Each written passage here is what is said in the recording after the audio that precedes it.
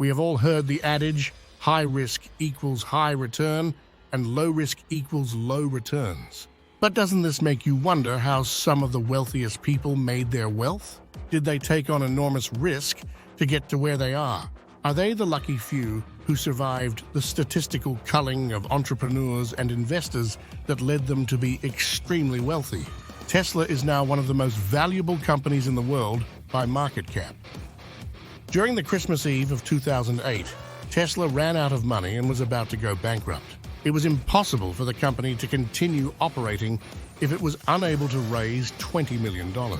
This was in the depths of the global financial crisis, and its cornerstone investor, Vantage Point Capital, was unwilling to invest a single cent more in Elon Musk due to differences in opinion for the future vision for Tesla. Vantage Point Capital wanted Tesla to be a battery company and work with legacy car companies to push electric vehicles forward. Musk would not back down from his vision for Tesla. Without raising any more equity in Tesla, which will have the effect of diluting existing shareholders, Musk scraped together a loan, which was approved by the board. Musk said, had it gone the other way, Tesla would have been dead, and maybe too, the dream of electric cars for many years. At that time, all major US car companies had quit making electric vehicles. Imagine the alternate history of Tesla and of our EV industry if things had not played out the way it had. The risk here was binary, survive or die. Musk is a well-known risk taker. However, this is not something an intelligent investor should emulate. The skillful investor earns a return while controlling risk. Risk control is the hallmark of the superior investor. The superior investor aims to earn above-market returns while taking on less risk in the process. But what is risk? There are both extrinsic risk and intrinsic risk.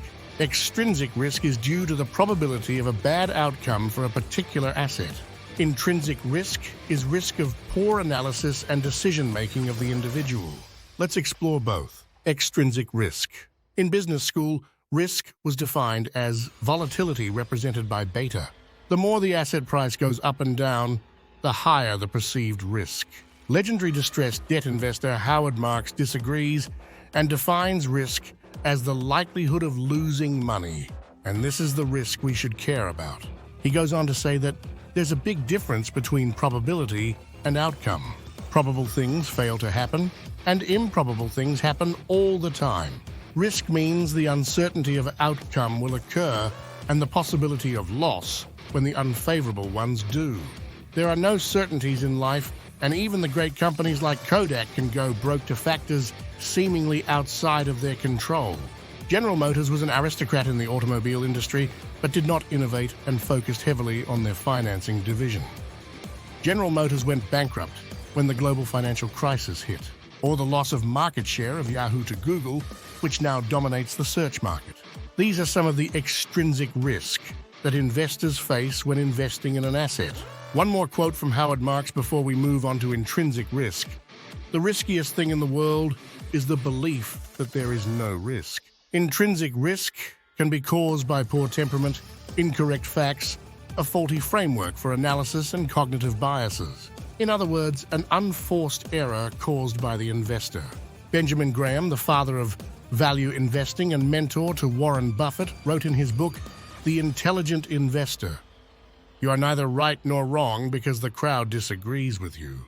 You are right because your facts and reasoning are right." A faulty framework for decision-making often occurs through the cognitive bias made popular by poker player Ann Duke, called resulting, where a good outcome means that it was a good decision, and a bad outcome means it was a bad decision. This is similar to B.F. Skinner's superstitious pigeons, where the pigeons thought that if they did a dance, they will be rewarded with food through a time-released food dispenser. While the outcome here was good for the pigeons, the facts and reasoning for the outcome were wrong. Investors also succumb to fear and greed all the time. In financial markets, when prices go up, making money looks easy.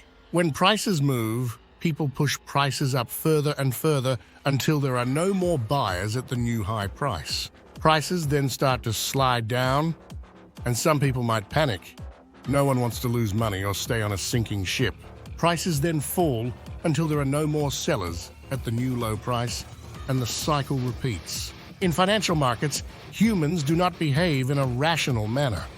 Many take their instructions from the movement of market prices, which tend to be driven by the daily news. The misguided framework here is that market participants look at assets, especially stocks, as a thing that moves up and down in price. Most market participants know that when they buy a stock, their fate is tied to the future of that business.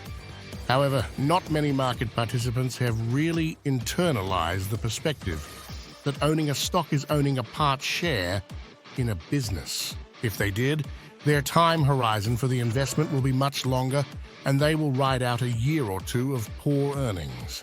Imagine the owner of a successful business chain in your neighborhood putting his business up for sale because he had a bad year and then trying to buy it back in better times. If you look at owning a stock as owning a piece of a business, you will realize that as the price of a business goes down, the risk of the investment goes down and the returns go up. This is because the business is going to continue to earn what it is destined to earn, irrespective of stock price. The cheaper you buy, the less dollars you pay for that future earnings. Less good things need to happen to justify your purchase to make it a good investment.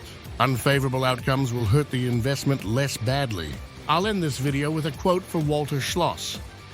If you buy something cheap enough, something good will happen. If you enjoyed this video, please like and subscribe so that we will be motivated to make more videos that can help you in your financial future.